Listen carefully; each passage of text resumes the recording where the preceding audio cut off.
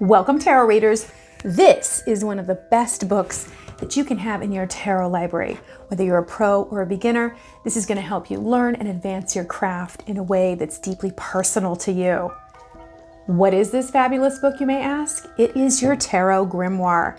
If you don't have a Tarot Grimoire yet, I want to encourage you to start one this year. And if you already have one, I want to encourage you to keep working on it.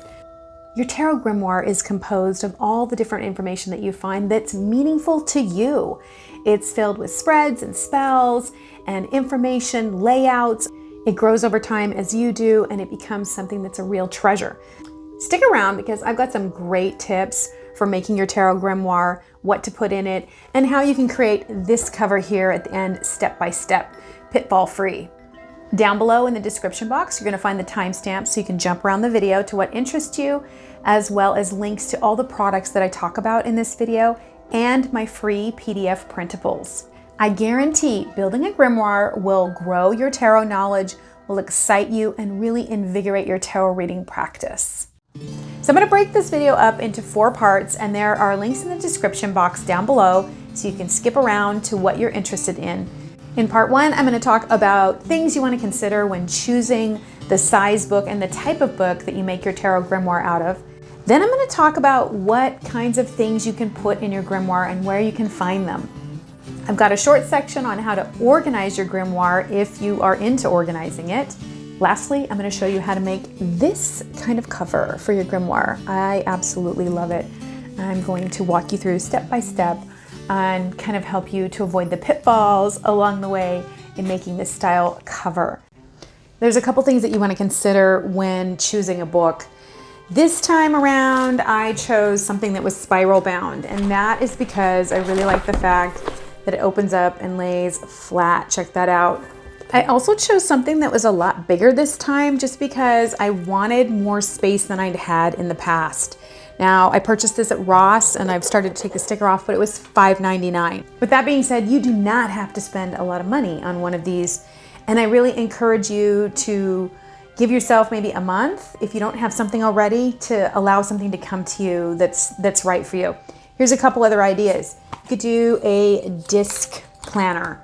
And the cool thing about this is that you can literally buy a packet of the size paper that you want, work on the sheets, keep collecting them, and then when the time is right, maybe purchase the punch and then find yourself a cover that you want, or buy something and make your own cover, which I'm going to discuss later in this video. And of course, there's all different sizes that you can get for this project.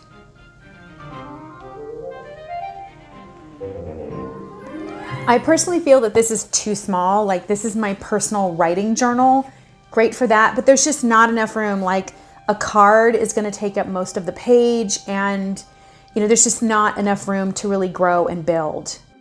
Another reason I chose this one is because it had perforated pages, and that allows me to pull out a page when I need to, because I found that after I start stacking up all the stickers and cards and pressed flowers, envelopes, double page fold outs that I do in there, it just starts to get really bulky and it doesn't close down.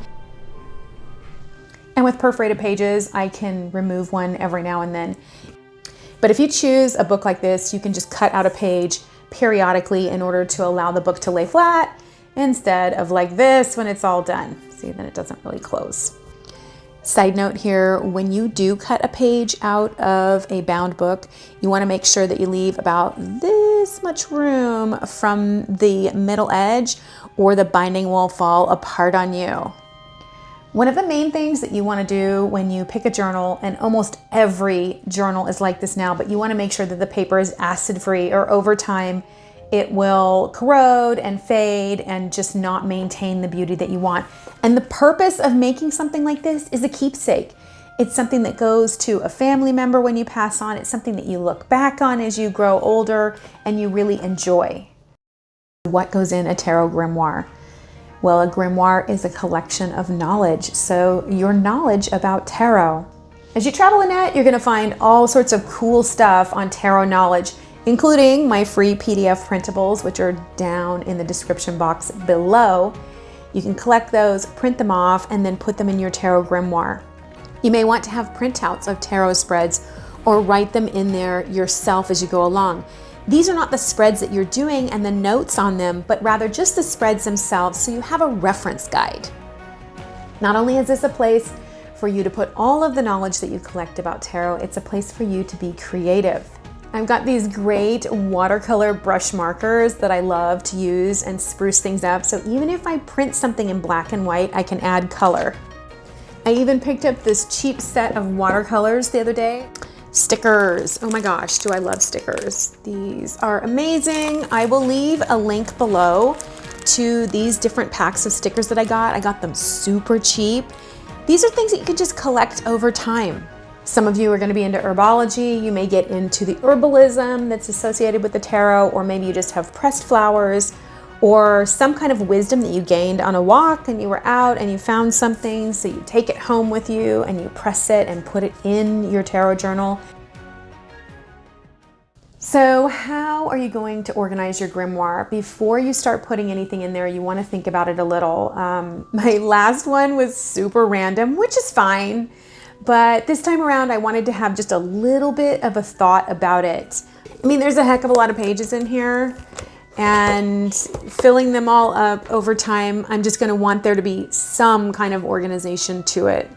So this time around, I wanted to do 3 sections. I wanted to do knowledge about the tarot. I wanted to do a section on spreads, and then I wanted to do a section on hermetic wisdom, because I'm focusing a little bit more on symbolism, hermetic symbolism. So this time around, what I'm going to do is just plan for the front for knowledge. I'm going to start in the middle with a spread, and then at the very back of the book, I'm going to work backwards from the back and do hermetic wisdom. So it'll have 3 sections in the book, and there'll be some sense of organization when it's done. And even if you do it randomly, you can leave the last 2 pages open in the back of your book to create an index at a later date. Listen, I don't want you to get overwhelmed by all of this. What I want you to do is actually start, actually do it. So if the best you can do right now is to simply start collecting everything in a shoebox, then great, do that. Go out, put your intention out to the universe that you want to find the right book, and it will show up in time. And now a couple tips and tricks for making this right here and avoiding some of the pitfalls. First things first, I purchased an inexpensive deck to use for the front of this. I first shuffled the deck and used it for my year ahead spread and glued those in my tarot journal. I have a link to the year ahead spread video down below if you haven't seen that one yet. Along with your book, you'll need a cheap tarot deck, glue, a brush, scissors, paper for the lining of your book as well. If you're using a spiral bound book, you may want to cut out individual pieces so that this fits snugly on the front. I really love how this looks finished. Use a thin coat of glue on the cover and on the paper as well for best adhesion, especially in this tricky spot here. Spend a little extra time pushing down the edges all the way around on any part of your project, whether you cut out the tines or not. You're gluing down the inside cover first so that you get a nice finished look with beautiful wrapped edges on your book. At this point, I flipped the cover around so I could start working those edges. Oh my gosh, I chose a really thick paper that was very difficult. I would recommend choosing something a little bit thinner that's easier to press down the edges to get that crisp look. Cut off the edges, leaving about an inch for yourself to be able to glue it down easily. Here I am working the heck out of this paper to try to get that crisp edge again. I love the way the paper looks, but it was a lot of work. Next, you'll cut your corners out, and this allows the edges to really fold up nicely and just be flush so there's no overlap underneath that corner there. Again, you want to apply the glue both to the cover itself and onto the paper. If you've ever done woodworking, you know that letting the glue sit for a little bit allows it to get tacky. So give yourself a little bit of time after you coat everything to allow the glue to start getting sticky before you start pushing down the edges.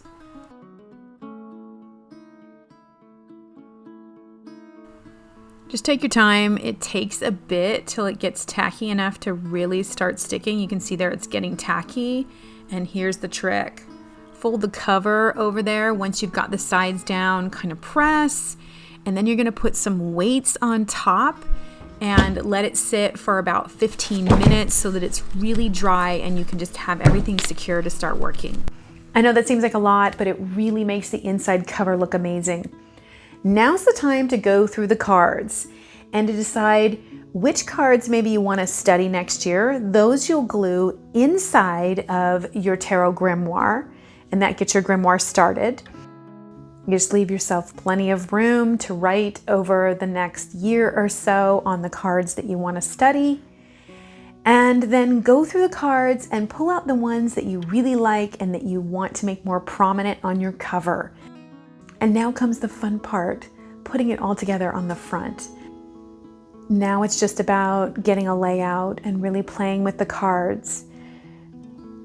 I found using a liberal amount of glue was really good and made the cards stick down very easily. Don't forget to use the back sides of the card to fill in the spaces. Maybe you want to go random, maybe you want them all lined up. You get to decide. This is your cover, so you can do it your way. This last step is super important. Wipe off all of the glue on your cover when you're done.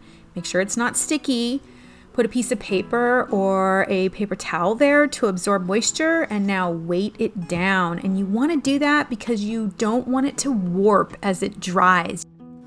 I really love the way that mine turned out.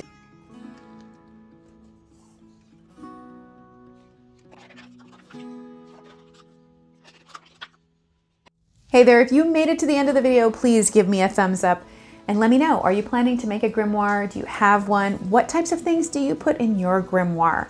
If you liked this video, you may be interested in these videos right here or my other channel where I read tarot.